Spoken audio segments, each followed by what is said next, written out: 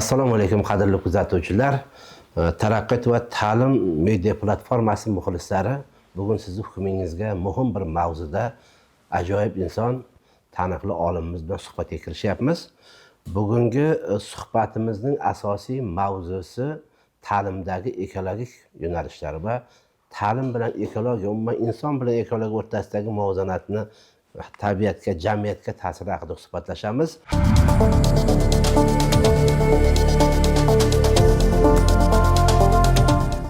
Bizning suhbatdoshimiz Nazar Hakimov, falsafa fanlari doktori, professor. Nafaqat mamlakatimizda, balki dunyodagi taniqli ekolog olimlar qatorida turadigan ajoyib inson. Domla, assalomu alaykum, xush kelibsiz platformamizga. Taraqqiyot va ta'lim platformasi bugun dolzarb mavzularda, ta'lim yo'nalishidagi turli xil mavzularda ajoyib suhbatlar uyushtirishga kelishib olingan. Shuning uchun birinchi suhbatdosh sifatida sizni tanladik. Avvalo inson bilan ekologiya o'rtasidagi munosabatlar haqida gaplashsak, inson ekologiyasi muhimmi bugungi kunda? Yoki inson ekologiyasi muhim bo'lsa, biz uni qaysi jihatlariga ko'proq e'tibor qilishimiz kerak va ta'limda buni qanday joriy qilsa bo'ladi? Shu haqida marhamat fikrlaringizni boshlasangiz. Taraqqiyot va ta'lim deb platformasini nomlanganda juda ham to'g'ri nomlangan. Chunki taraqqiyot nima o'zi? Taraqqiyotning o'zi bosh masalasi bu inson faoliyati bilan bog'liq. Agar inson tayyorgarligi bo'lmasa, taraqqiyot bo'lmaydi. Inson taraqqiyot bo'lishi uchun esa uning turli fanlardan, ayniqsa ijtimoiy gumanitar fanlardan, fundamental fanlardan chuqur bilimga ega bo'lgan odamlargina taraqqiyotni ta'minlay oladi. Ya'ni mexanizmlarni ishga tushiradi-da u. Bilimli odam bo'lmasa mexanizmlar ishga tushmaydi-ku. Jamiyat tomonidan qo'yilayotgan, umuman ijtimoiy taraqqiyot tomonidan, iqtisodiy taraqqiyot tomonidan qo'yilayotgan muammolarni yechish uchun bilim kerak. Albatta. Ana shuning uchun ham ta'lim mana shu yerda yordamga keladi-da. Ta'lim yordamga keladi. Ta'limni aytaylik yordamga kelgan jihatda hozirgi paytda biz aytyapmiz-ku, insonni kompleks aytaylik tayyorgarlik qilishga mana shu jamiyatning yoki bo'lmasam yana bitta so'z ishlatilyapti. Raqobatbardosh mutaxassislar deyapmiz. Nima o'zi raqobatbardosh mutaxassislar? Raqobatbardosh mutaxassislarning mazmuni shunday iboratki, u chuqur bilimga ega bo'lgan. O'sha o'quv rejasida, fanda, ya'ni har bir qaysi mutaxassisni bitirayotgan bo'lsa, o'qiyotgan bo'lsa, universitetda o'quv rejasida belgilangan fanlarni yaxshi o'zlashtirgan odamgina raqobatbardosh bo'lishi mumkin-da. Ana shu fanlar qatorida ijtimoiy gumanitar fanlar tizimida, shu tizimda ekologiyani ham o'rganyapmizmi degan masala qo'yilyapti-da. Ekologiyani o'rganishning zarurligi esa bugungi kun bilan bog'liq bo'lib qoldi. Bugungi kun shundayki, bugun insoniyat bo'ladimi, bo'lmaydimi, bu ekologiya bilan bog'liq bo'lib qoldi. Domla, masalan, bugungi ta'lim tizimi inson ekologiyasini saqlashga xizmat qilyapti deb ayta olamizmi yoki aksinchami? Bilasizmi, bu masala shundan iboratki, birinchidan bizda buning ilmiy asosi yaratilgan. Metodologik asosi yaratilgan. O'zbekiston ta'lim to'g'risidagi qonun, O'zbekiston Respublikasi ta'lim to'g'risidagi qonunni qarang, hammasi aytaylik asoslab berilgan. Undan tashqari muhtaram prezidentimizning tomonidan qabul qilingan farmonlar va qarorlarda buning mexanizmlari, ya'ni ijro qilish usullari juda ham aniq qilib aytilgan. Jumladan oliy ta'lim borasida ham qabul qilingan o'sha yangi O'zbekiston sharoitida qabul qilingan qarorlarni o'rgansangiz, hammasi aniq qilingan. Bilasizmi, bizning xususiyatimiz nimadan iborat hozir? Biz Yevropa kredit tizimiga o'tdik. Yevropa kredit tizimida bakalavr, ya'ni o'sha 4 yil o'qiydigan ta'lim aytayapman, bakalavr. 60% mustaqil ta'lim bo'lish kerak. Demak, ilgarigi ta'lim tizimidan keskin farq qiladi. Juda. Bilasizmi nima degani bu? 40%ni auditoriyada o'qiganda, professordan, dotsentdan yoki bo'lmasam o'qituvchilardan ta'lim olganda, lekin 60%ni o'zing mustaqil o'rgangin deyapti.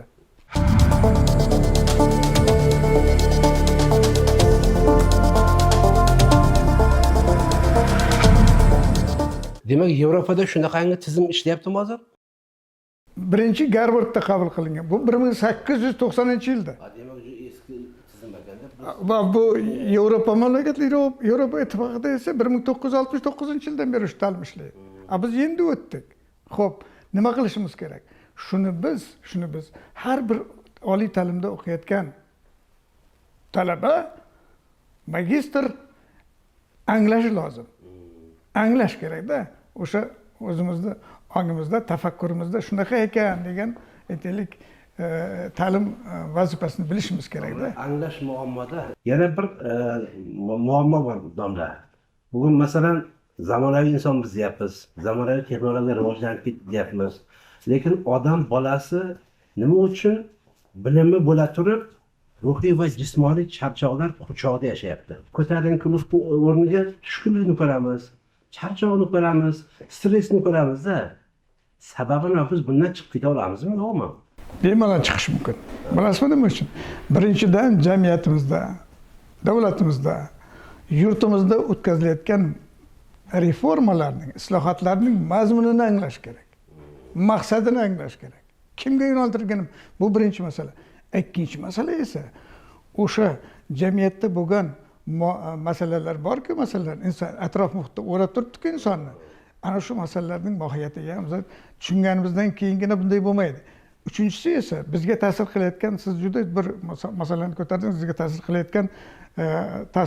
qilayotgan kuchlar ko'p-ku. Masalan, ommaviy axborot vositalarini oling, ha? Ommaviy axborot vositalari. Qanaqangi internetni olasizmi, boshqasini olasizmi, qanaqangi insonga katta aytaylik ta'sir qiladigan axborotlar kelyapti.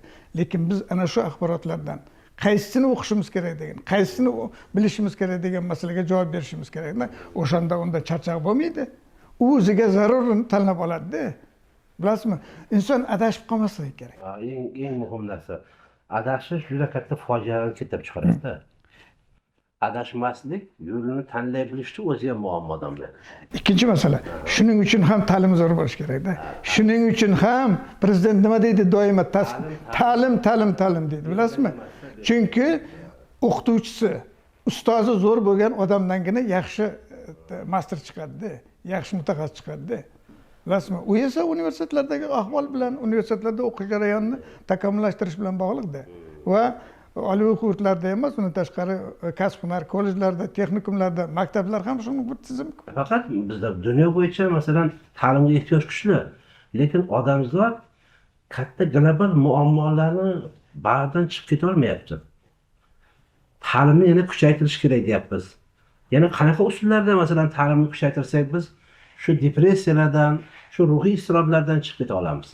Birinchisi, mening fikrimcha, men o'zimni shu subyektiv ta'limni kuchaytirish masalasi uning qaysi usullar bilan odamga o'rgatish bilan bog'liq. Bilasizmi? Qanday usullar bilan biz bolalarga o'rgatyapmiz? Ana shu usullarni osonlashtirish yoki bo'lmasam uni o'sha bolalarga yaqinlashtirish kerak. Uning ikkinchi tomoni shundan iborat, bilasizmi? Ikkinchi tomoni u mutaxassisga bog'liq-da. Tushuntira bilish kerak. Ana shu mutaxassisga bog'liq. Muallimga, domlaga bog'liq. Albatta ustozga bog'liq-da. Bilasizmi? Siz shuning uchun ustozlar tayyorlash masalasi bizning mamlakatimizda muhim masalalardan bittasi hisoblanadi. Nima uchun? Masalan, aytaylik, pedagogika yo'nalishidagi universitetlarda, umuman universitetlardagi aytaylik o'quv rejasini, o'quv jarayonini takomillashtirish ham mana shu tayyorgarlik bilan bog'liq-da.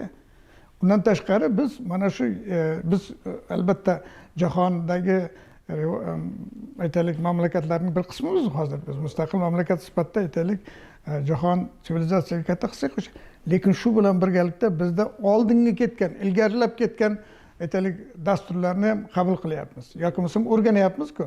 O'sha o'rganish jarayoni, masalan, Finlandiya aytaylik tajribasini o'rgandik. Yoki bo'lmasam kadrlar tayyorlashda Amerika Qo'shma Shtatlarining, yoki bo'lmasam aytaylik Janubiy Koreya yoki aytaylik Yaponiya universitetlarida, Angliya va hokazo. Biz shularni olishimiz kerak-da, lekin odamlarimizga o'rgatish metodikasini osonlashtirishimiz kerak. Uni o'shanday to'lig'icha olib bo'lmaydi. Chunki bizda o'zimizda qadriyatlarimiz bor. Birinchisi, o'zimizda daholarimiz bor, dunyoga ilm bergan, ma'rifat bergan, katta kashfiyotlar yaratgan turli sohalarda biz aytganingizdek to'g'ri, zamonaviy texnologiyadan foydalanishimiz kerak, dunyo rivojlangan mamlakatlarning qaysi tajribasini olishimiz kerak, lekin ildizimizni unutmasligimiz kerak-da. Ildizimizni unutmasligimiz kerak. Holbuki dunyoning taraqqiyotida hammasi bizning ildizlarimizga quvvat olgan. Mana masalan, aytaylik, fikringizni davomi sifatida aytishim mumkin. Mana Buyuk Ibn Sino betakror Beruniy ta'limotini qarang, Al-Xorazmiy ta'limotini, boshqalarni o'sha prezidentimiz doim aytadi-ku, birinchi renessans asosini o'rganinglar deydi-ku. agar ular tirik bo'lganda ular o'sha paytda Nobel mukofotini birinchi o'sha olardi. Birinchini olardi. Birini oladi. Olgan bo'lardi. Bilasizmi? Nima uchun? Shuning uchun men demoqchimanki, domla bugun ta'lim bizni hayot mamotimizga aylangan ekan, biz ta'limni rivojlantirish, ayniqsa yoshlarimizni, talabalarimizni, o'quvchilarimizni ruhiyatiga singdirish uchun bu mana bu platformalardan foydalanishimiz kerak ijtimoiy kanallar, lekin asosida kitob bo'lishi kerak-da. Mana sizning kitobingiz mana inson ekologiyasi bu Buyuk Britaniyada chiqqan ekan. Demak, sizni qarashlaringizga dunyoda ehtiyoj bor. Bizni o'zimizni, yoshlarimizni ham bunga ehtiyoj kuchaytirish uchun yoshlar ta'limda mana shunday kitoblar o'qish kerak. O'shanda o'sha aytganimizdek ajdodlarimizga o'xshagan buyuk daholar yana chiqadi. Muammoning muhim jihatlari shundan iboratki, biz albatta O'zbekiston o'zining yangi taraqqiyot bosqichini boshdan kechiryapti. Yangi O'zbekistonda butun turli sohalarda katta muvaffaqiyatlar, aytaylik, samarali ishlar qilinyapti. Lekin shu bilan birgalikda bizga kirib kelgan mana yangi texnika, texnologiyalardan jumladan o'sha telefon, masalan, boshqalardan aytaylik foydalanish madaniyati bo'lishi kerak. Shunday. Foydalanish me'yori bo'lishi kerak. Ikkinchi masala bor. Nega? Mana masalan rivojlangan mamlakatlarda hozir shunday masala qo'yilyaptiki, 15 yoshgacha bo'lgan bolalarda shu telefonlardan foydalanish chegaralash to'g'risida qonunlar loyihalar ishlab chiqilyapti, talab qilinyapti. Yoki bo'lmasa mana o'zim ham xizmat yuzasidan keyin mana shu universitetga yuborishgan, aytaylik, bir rivojlangan mamlakatlarni ko'rib kelinglar, o'quv nima bo'lyapti. Bironta mamlakatda masalan aytaylik auditoriyada telefon olib o'tirgan bolani ko'rmaganmiz. Telefon tashlab keladi tashqariga. Demak, dars paytida mumkin emas. Taqiqlash kerak. Bu ikkinchisi bor. Yana uchinchisi shundan iboratki, telefondan foydalanish madaniyati bo'lishi kerak-da. Telefonda kelayotgan axborotlar majmuasi bor-ku, o'sha axborotlar majmuasidan o'ziga zarurini foydalansa, u aytaylik yaxshi mutaxassis bo'ladi, yaxshi talaba bo'ladi, yaxshi aytaylik ixtisosligini o'rganishi mumkin-da. Bizni bugungi yoshlarimizni ko'pchiligi mana shu telefonlarning quliga aylangan. Quchoqlayotadi kechqurun. Onasiga bermagan, otasiga, singlisiga bermagan mehrni shunga bergan. Chunki siz aytganingizdek, uni me'yorida va foydalanish madaniyati, odobini bilmaydi. Insonning ongini buzadigan holatlar ham bor, lekin uni saralash uchun aytganingizdek aql bo'lishi kerak, tafakkur bo'lishi kerak. Uning uchun biz ta'limni yana sevishimiz kerak ekan. Baribir biz buyuk haligi qadriyatlar mamlakati sifatida ta'limni boshga ko'tarilgan avlod, ajdodning avlodlari sifatida shunga mehr muhabbat uyg'otishimiz kerak. Muammoning bitta tomoni bor-da. Mana O'zbekiston fenomeni bugun O'zbekistonda ta'limga bo'lgan e'tibor butun jahondagi rivojlangan mamlakatlar tomonidan e'tirof qilinyapti. Bilasizmi, mana keyingi davrda O'zbekistonga aytaylik ta'limga qiziqishning ortganligini bitta masalada ko'rish. Birinchi navbatda mana hindistonlik talabalarning O'zbekistonga kirishi birinchi o'rinda turibdi hozir. Chet ellik talabalar ichida soni ko'paydi. Birinchi sababi tarixiy jihatdan ta'limning markazlaridan biri bo'lgan O'zbekiston. Tarixiy jihatdan. Ikkinchidan esa ular tanlayotgan mutaxassislarda yaxshi ustozlar ishlayapti.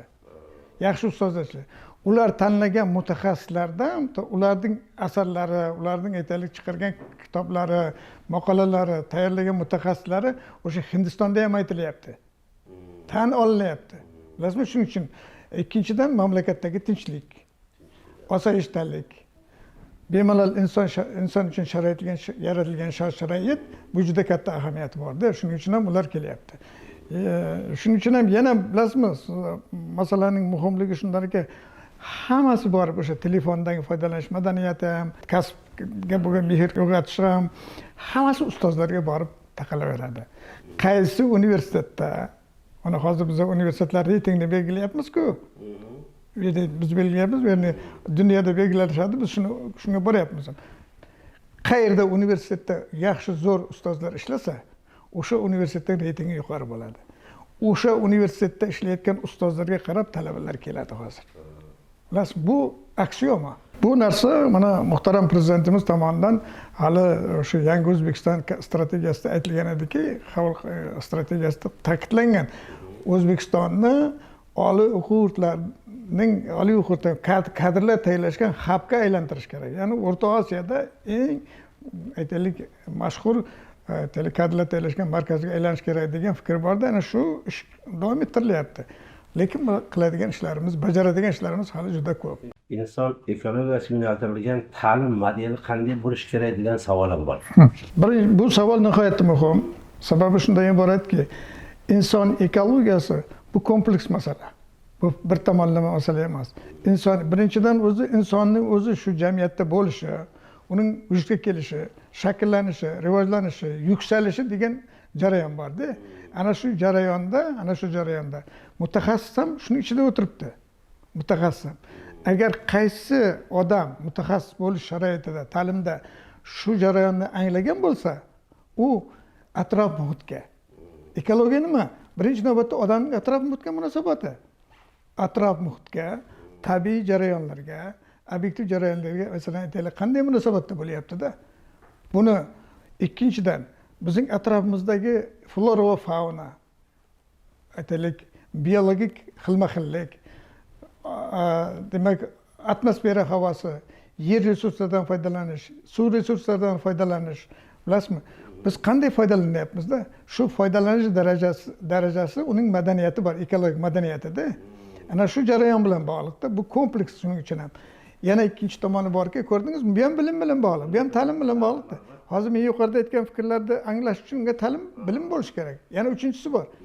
Masala shundaki, buni ham o'rgatish kerak-da, ustozlar o'rgatish kerak-da.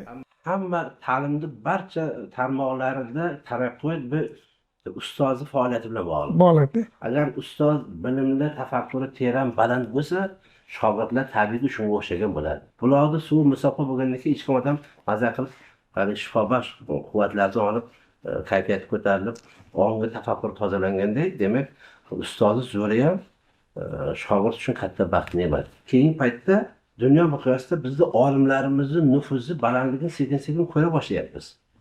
Faqat buni keng miqyosda omma bilmayapti.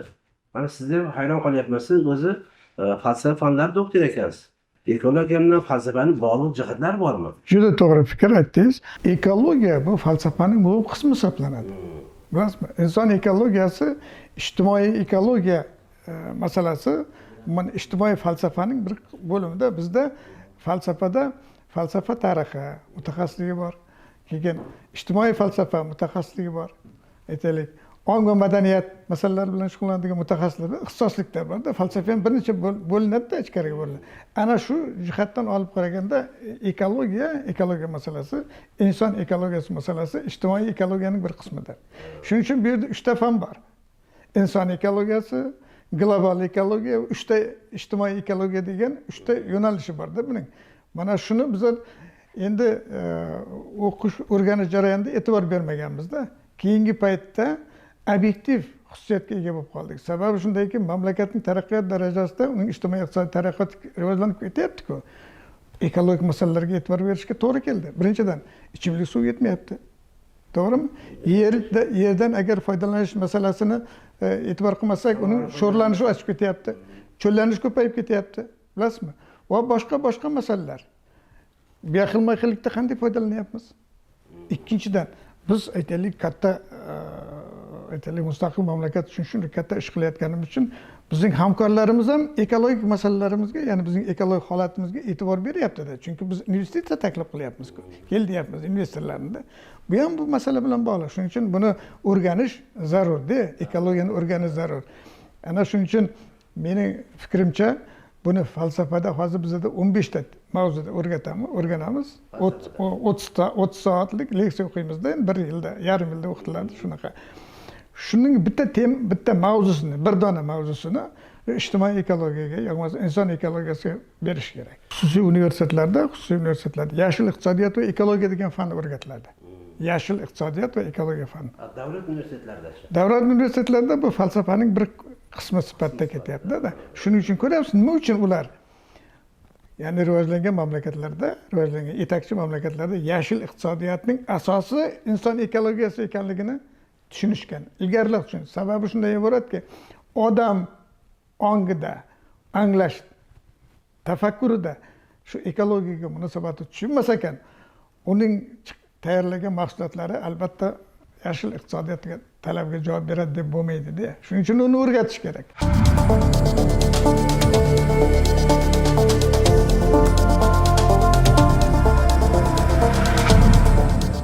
ekologik vaziyat, havoning musafoligi, atrof muhitni tozaligi xohlaymizmi yo'q, bizni ruhiyatimizga, miyamizga va fikrlashimizga ta'sir qiladi, to'g'ri. So'zsiz. Agar atrof muhit o'sha holatda bo'lsa, undan na o'qituvchini, na talabani, na o'quvchini ongi tafakkurida katta bir g'oyalar bo'lmaydi-da. So'zsiz. Demak, ekologiya bizning hayotimiz, dunyoqarashimiz, aqlimiz, miyamiz ekanda, bunday qaraganda. Busiz taraqqiyot bo'lmaydi, rivojlanish bo'lmaydi-da. Shuning uchun ham bunga e'tibor berishimiz kerak. Amaliyotda kelajak avlod uchun ko'p gapiramiz-da, mana kelajak. Eng katta ekologik xavf bu iflos havomi yoki iflos ongmi degan savol o'rtaga chiqyapti. Bunga nima deysiz? Hozirgi paytda o'tkazilayotgan islohotlarning inson hayoti, maqsadi, uning aytaylik kelajagiga mo'ljallanganini anglamas ekan bo'lmaydi-da. Shuning uchun birinchi navbatda agar uning ongi toza bo'lmasa, unga toza havo ham ta'sir qila olmaydi. Uni ongini aytaylik tozalashimiz kerak, uning tafakkurini tozalashimiz kerak. Ana o'sha yerda ham yana qaytadan shu aytaylik bizning muhtaram ustozlarimizdan aytaylik fikrlardan foydalanishimiz kerak-da. Qanchalik ular ilmiy asoslangan, metodik jihatdan, uslubiy jihatdan aytaylik oson bo'lgan tushunchalar bilan fanni tushuntira olsa, ijtimoiy gumanitar fanlarda, fundamental fanlarda, jumladan ijtimoiy ekologiyani, inson ekologiyasini tushuntirsa, mutaxassis uning anglashiga aytaylik yaxshi bo'ladi va aytaylik hozirgi talablar darajasida mutaxassis tayyorlayapmiz-da biz. O'z aslida hayotda hamma tanlovlar bir-birlari bilan uzviy bog'liq. So'zsiz. Lekin ekologiya shularning orasida muhimlardan muhim ekanda. Agar ta'lim insonni baxtli qila olmasa, u qay darajada samarali bo'lishi mumkin degan muammo ham bor. Biz ta'limga e'tibor deyapmiz-ku. Demak, asosiy maqsadimiz ta'lim orqali insonni baxtli qilish. Ta'lim bu usul. Bu vosita. Bu insonga aytaylik uni hayotga kelganidan keyin inson taraqqiyotida, inson rivojlanish jarayonida uni yuksaklikka olib chiqaradigan, unga yordam beradigan bitta vosita. Vosita. Ana shu vositaning turli aytaylik bizda uzviy butun umr davomida foydalanish mumkin bo'lgan shakllari mavjud. Unga biz aytaylik mamlakatimizda buning asosi yaratilgan. Shu bilan birgalikda, lekin hamma narsa birinchidan insonning o'ziga bog'liq bo'lib qolaveradi. Siz uni qanchalik auditoriyaga olib kelib, o'tirtirib, masalan aytaylik o'sha maktab auditoriyasimi, sinfimi yoki boshqami, yo oliy kursida siz qanchalik aytaylik bu masalalarni unga tushuntirishga harakat qilsangiz ham, lekin uning o'zi qabul qilmasa yoki uning o'zi qabul qilishga harakati bo'lmasa, befoyda. Yana bitta narsani aytib o'tay shu masalada. Shuning uchun ham rivojlangan mamlakatlarda, bilasizmi, mutaxassislar tayyorlashda shunday bir usul qo'llanilyaptiki, hozir ularda birinchi navbatda mustaqil ta'limga e'tibor berilyapti. Mustaqil ish beradi o'sha sizning ustozingiz. Shuni ishlab aytaylik unga borib 60% tashkil qilyapti. Yevropa standarti. Ana shunday Shunga o'tish samarasi yaxshi bo'ladi deysiz. juda katta samaraga ergashyapti. Pandemiya paytida ko'pchilik shu onlayn tizimda o'tirdi. Shunda onlayn ta'limda ko'pchilik norozi bo'ldi, chunki biz to'liq bilim ola olmayapmiz. Bu ta'lim majburiy nuqtai nazardan foydalansa bo'lar ekan, lekin qiyin ekan degan e'tirozlarni bildirdi. Nima deysiz? Buning uchta sababi bor. Birinchi sababi o'sha qiyin biz ololmadik degan odamlarning fikriga ham qo'shish kerak, ularni eshitish kerak va o'sha jarayonni takomillashtirish kerak. Birinchi nima bo'ldi? Birinchisi internet tizimi yaxshi ishlamadi hamma joyda. O'sha paytda, o'sha soatda u o'sha domlasining yoki bo'lmasa aytaylik professorning leksiyasini vaqtida eshitish imkoniyati bo'lmadi. Yaxshi ishlamadi. Masalan aytaylik tog'li hududlarda, aloqa qiyin bo'lgan joylarda ishlamadi. Ishlamagandan keyin nima qildi u? Bog'lana olmadi. Bu bir. Ikkinchisi, bilasizmi, o'sha tizimda ishlaydigan, ya'ni uzoq masofada ishlaydigan tizimning metodikasi bor, usuli bor-da, tushuntirish usuli bor. Hamma o'qituvchilar unga tayyor emas. Uchinchi masala shundan iboratki, uni qo'llab-quvvatlash kerak. Nima uchun? U arzon. Bilasizmi, siz shaharga kelmaysiz yoki bo'lmasa boshqa bir joyga bormasdan turib, o'zingizning uyidan emas o'qishingiz mumkin-da. Talabalar dangasa o'qimaydimi? Dangasa o'qimaydi talabalar. To'g'ri savol, lekin men bir aytay. Biz hozir gapiryapmiz-ku, insonning ongiga bog'liq, tafakkuriga bog'liqda. Tafakkurga bog'liq u. O tafakkuri agar shunga mo'ljallangan bo'lsa, demak shunga harakat qilsa, hech qachon u aytaylik bu masalaga ikkinchi darajali qaramaydi-da. Domlalar suhbatimiz avvalda aytdik, bugungi biz turli sohalardagi olimlarimizning asarlari, ilmiy ishlari, darsliklari dunyo e'tiborini tortyapti dedik. Sizga mana shu kitob buyuk Britaniya, Angliyada nashr qilindi. Chet el xorijiy oliy o'quv yurtlari ancha-muncha asarlarni, darsliklarni o'ziga qabul qilmaydi. Buni qanaqa ahamiyati borligi uchun ular uni tarjima qilib foydalanyapti? Sizning asaringizda. Birinchidan inson ekologiyasi butun dunyoga xos bo'lgan, butun dunyoda o'rganiladigan, hamma joyda amaliy ahamiyatga ega bo'lgan fanda. U hamma joyda kerak. Hamma joyda insonni takomiliga, inson madaniy, insonning bilimi, inson aytaylik fikrini takomillashtirishga qaratilganda, ya'ni atrof muhitga. Atrof muhit masalasi bizda ham, Angliyada ham, boshqa joyda ham bir xil. Shuning uchun O'rta Osiyoda, jumladan bizning O'zbekistonimizda qanday bo'lyapti bu masala degan savolni ular qiziqadi.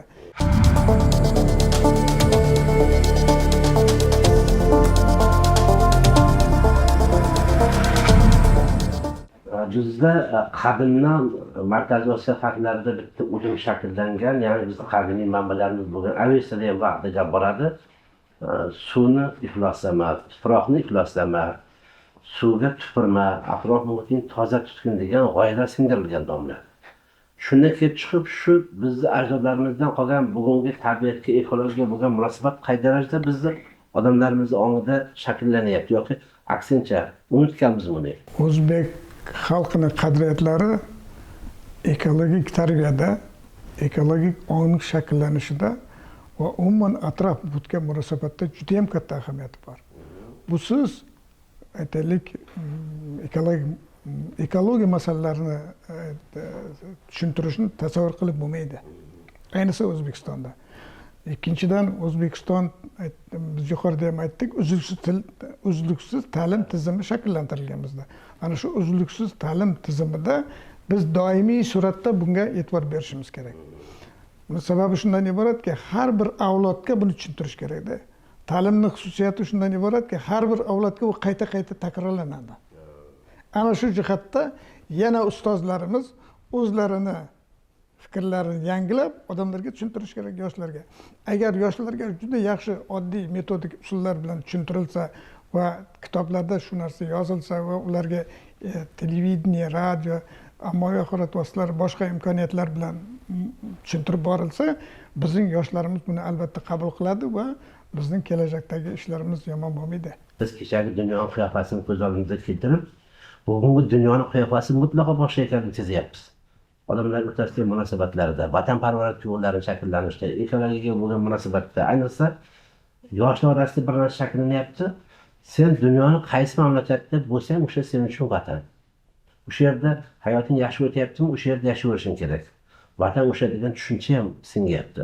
Holbuki vatanparvarlik, vatansevarlik muqaddas tuyg'u. Masalan, bizning yoshlarimizni ongida vatanparvarlik tuyg'ularini shakllantirishda ekologiyaning o'rni qanchalik muhim bo'laysiz? Inson ekologiyasi bu vatanga muhabbat. Shu zaminga muhabbat. Shu suvni asrash, shu atmosferani, shu havoni asrashda. Xo'p, mana shuni asrashni umumiy so'z bilan emas, men nima bilan o'zim hissam qo'shyapman degan insonlarni tarbiyalash haqida gap ketyapti. Shunday insonlarni tarbiyalasak biz aytaylik shu yurtga, shu yelga, shu aytaylik vatanga bo'lgan muhabbat hayotda ko'rinishi kerakda. U esa faqat bilim bilan, ta'lim bilan, ustozlar bilan va yaratilgan sharoitga aytaylik moslashib, o'zini yana yuksaltirishga, o'zining ilmini oshirishga qaragan bo'lish kerak. Har bir inson shunday harakat qilish kerak. Ayniqsa yoshlarimiz. Mana qarang, 210 ta hozir oliy o'quv yurti bor O'zbekistonda. Qachon bo'lgan edi bu?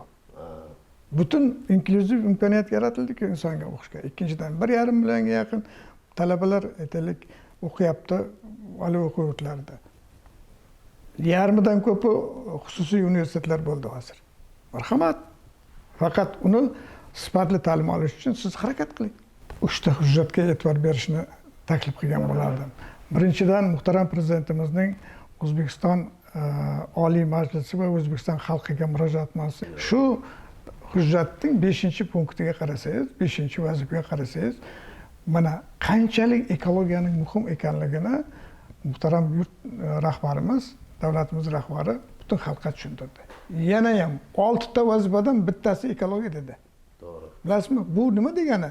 Bu qanchalik aytaylik hamma davlat va nodavlat tashkilotlariga va umuman O'zbekistonda faoliyat ko'rsatgan hamma uchun qanchalik muhimligini gapirib o'tdi.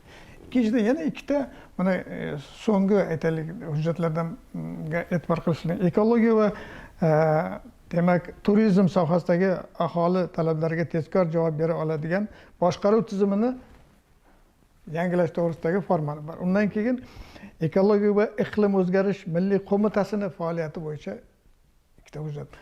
Nima bo'ldi? Nega mana shu ekologiya iqlim aytaylik qo'mitasi tashkil qilindi? Ko'rasiz, milliy qo'mita tashkil qilindi. Sababi shundan iboratki, ekologik ahvol aytaylik shunchalik darajada chigallashdi. Chunki 38 milliondan ortiq yashayotgan aholining sog'ligi, yashashi, turmushi, iqtisodiy ahvoli bilan bog'liq bo'lib qoldi. Siz juda masalani aytdingiz, yaxshi masala, kayfiyatni aytdingiz-da. Albatta bu bilan bog'liqda. Bilasizmi? Ana shuning uchun ham mana bizda shunday bir fikrlar uchta kelyapti. Mana ekologik monitoringni kuchaytirish bo'yicha maxsus boshqarma tashkil qilindi. Ekologik politsiya tashkil qilindi.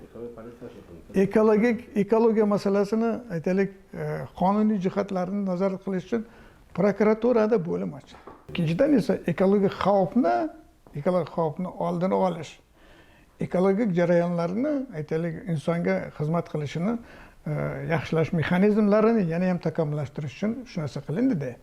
Yangi O'zbekistonni asosida hali aytganidek ta'lim. Prezident qayta-qayta aytadilar, ta'lim va yana ta'lim. Chunki ta'lim bu najot, o'sha ajdodlarimiz aytgandek, ta'lim bu hayot, ta'lim bu taraqqiyot.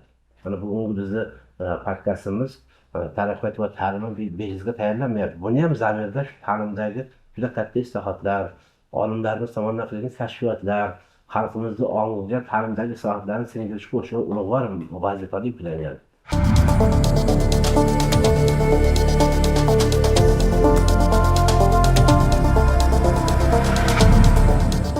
Domla katta rahmat sizga, salomat bo'ling, qadrli kuzatuvchilar. Taraqqiyot va ta'lim media platformasi muxlislari, bugungi suhbatdoshimiz Revolyutsiyani o'tamiz.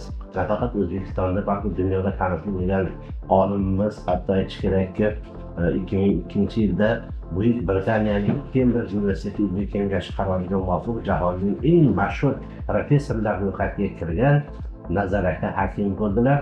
Domla katta rahmat sizga.